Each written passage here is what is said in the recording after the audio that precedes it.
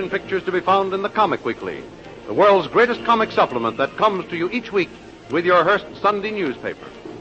Join the 11 million adults and 6 million youngsters who make their weekends more enjoyable reading the world's greatest comic and adventure pictures by the world's best artists featured in every issue of the Comic Weekly.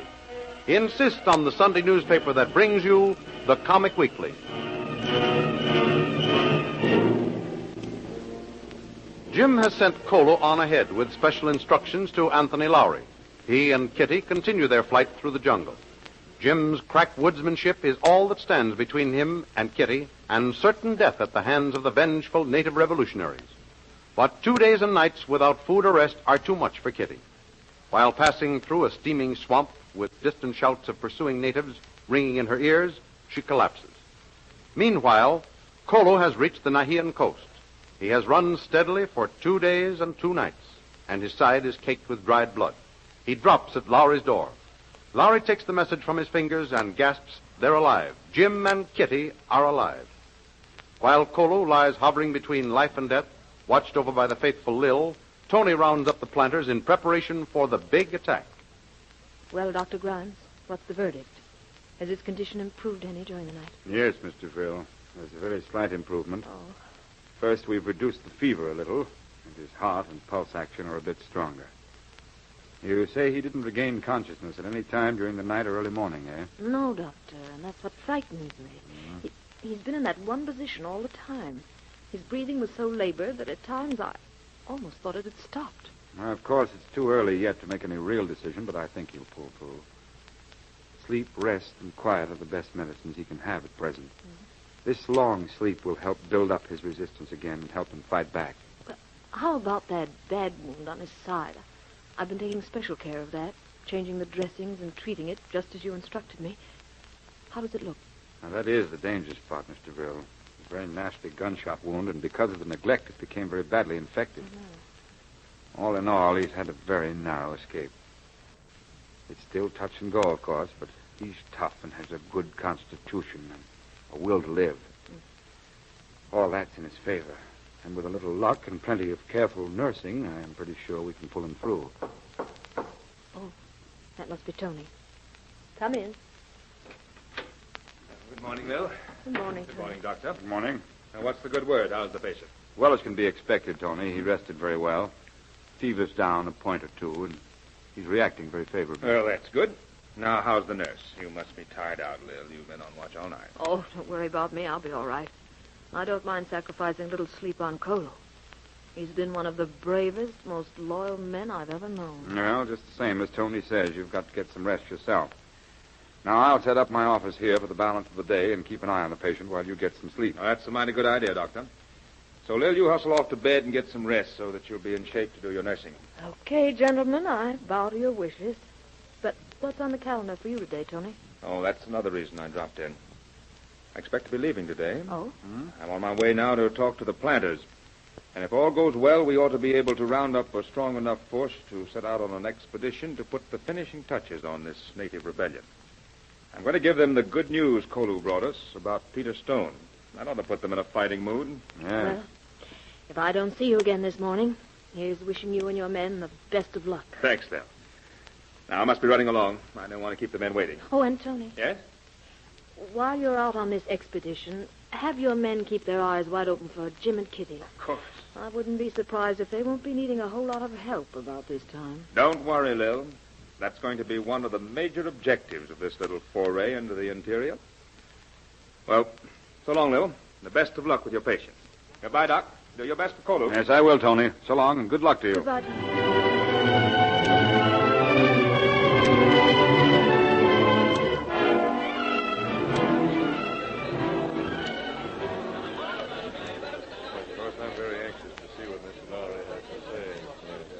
Well, okay, Mr. Lowry.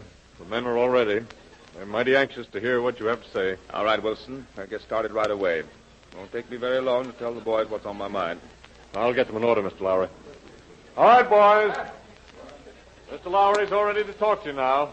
Let's have quiet and listen carefully, please. Gentlemen, first I have some very good news for you. Well, And I realize that it's about time we had something cheerful to tell you, so here it is. let's hear it, Mr. Lowry. Last night, Kolu, Jungle Jim's faithful Hindu, arrived at my place with a letter from Jungle Jim. Yes? He'd been on the trail for over 48 hours without rest. Besides that, he was badly wounded, yet he kept going in order to get through with the letter which contained the good news I promised. Well, good for him. Peter Stone, the greatest menace to law and order in Nahia, is dead. Dead? Why, Peter Stone is... Yes, shot to death by one of his own men. That murdering pyromaniac we know as Punchy. Well... And Jim, in turn, killed Punchy in a gunfight. Now, as you know, we've already accounted for Big Tom out there in the harbor. Yes, we realize that. Now, you know what this means? Those renegade natives are without a leader. The brains and organization that were behind this rebellion have been wiped out. Their power is broken. These natives are leaderless. We can thank Jungle Jim for this. He also advises us to gather up our forces and strike now. Strike hard and crack the uprising wide open. Are you ready and willing? Yes, we're all behind you, Mr. Lowry. Every one of us. Very good. Now, some of you still have loyal native followers. Call them up. We have plenty of arms and ammunition. Everything is ready, so there's no reason to delay. We march at noon. What do you say? All right, sir. We're exactly 100%. All right, gentlemen. Get your men outfitted and assembled, ready to move off at noon. This is the final blow that'll bring us victory.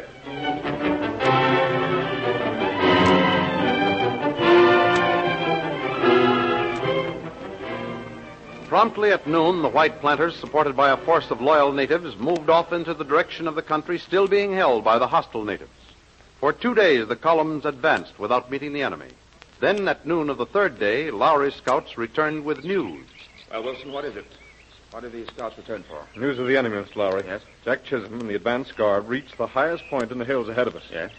There he sighted a rather large force of natives moving out of the jungle swamps up to the high ground, perhaps 3 or 4 miles below where Chisholm has set up the advance post. Now, let me see.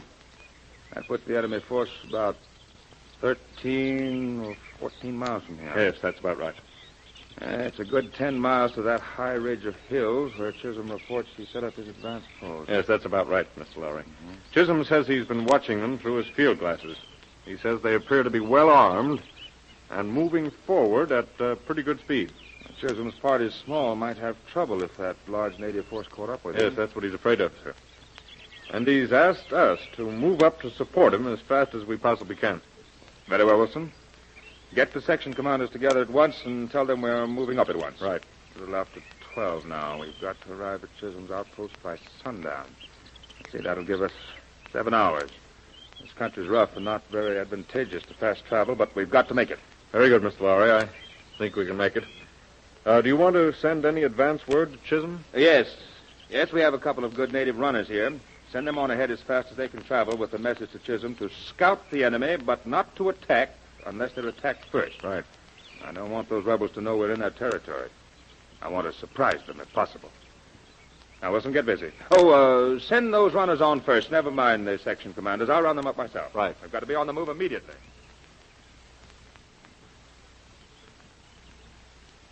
Well, here we are, Chisholm. We made that force march in a hurry. Afraid you might have been attacked by those rebels. I know. I've been keeping a close watch on them. Good. Their advance slowed down considerably as soon as they got out of the swamp and on the higher ground. In fact, quite a while before sundown, their advance seemed to stop altogether. Well, that's funny. Say, Chisholm, you don't suppose they spotted your party, do you? No, not a chance. Not a chance. They were too far away. I couldn't see them clearly except through my field glasses.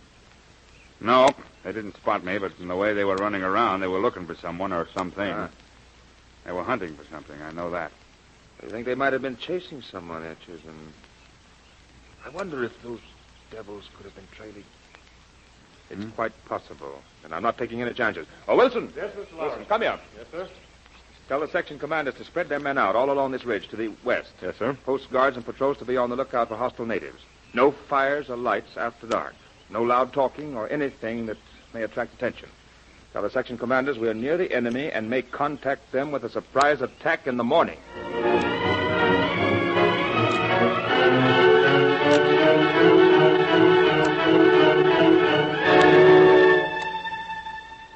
In the meantime, Jungle Jim has struggled through the jungle swamp carrying Kitty St. John, who is delirious with shock and fever. He climbs first onto firm ground and then up to a place in the rocks where he can hide momentarily while he rests. Off in the distance, he can hear the occasional shouts of the pursuing natives. Well, so far so good. We've managed to dodge those murderous devils. Out of that steaming jungle swamp and up high enough to get a little clean, dry air. I can't go on.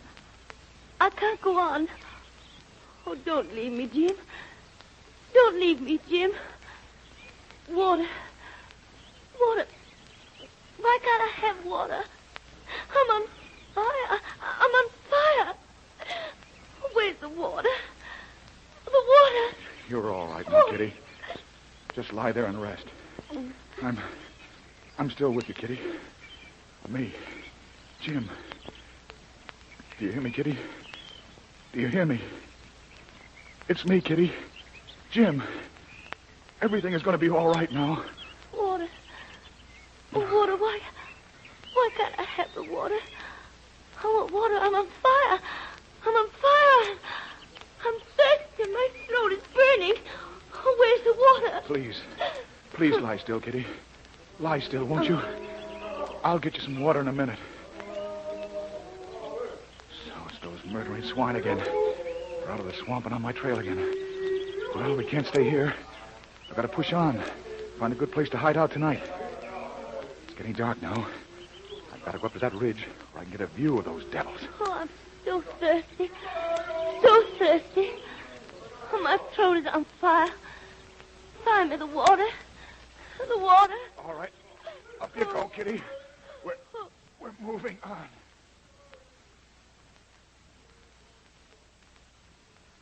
Here's your water, Kitty. Kitty. Say, what the dickens? Oh, no, she can't be. No. There's still some faint heart action there. Gosh, not very much. Poor kid is pretty near the danger line. Out like a light and edging away fast. I'm helpless to do anything about it. I can't take a chance on moving on anymore. Tomorrow, when it gets light, those natives will have us hemmed in. And I'll have to make my last stand.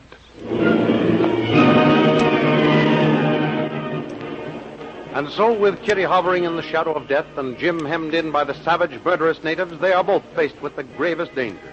Yet a few miles away, completely ignorant of Jim's fate, Tony Lowry and his forces are within striking distance. Don't miss the next exciting episode in the adventures of Jungle Jim. Remember, you can follow these adventures in the full-color action pictures to be found in the Comic Weekly, the world's greatest comic supplement containing the best full-color adventure and comic pictures. Remember, no other comic supplement can give you the top names of Cartoonland like the all-star favorites to be found in the Comic Weekly. The whole family follow the fun and frolics of Jiggs and Maggie, the Little King, the immortal Donald Duck, as well as the exciting adventures of Flash Gordon and Jungle Jim. Join the 11 million adults and 6 million youngsters who every week find the greatest of home entertainment in the Comic Weekly, which comes to you with your Hearst Sunday newspaper. More thrilling radio adventures of Jungle Jim will be heard at the same time next week over the same station. Be sure to tune in.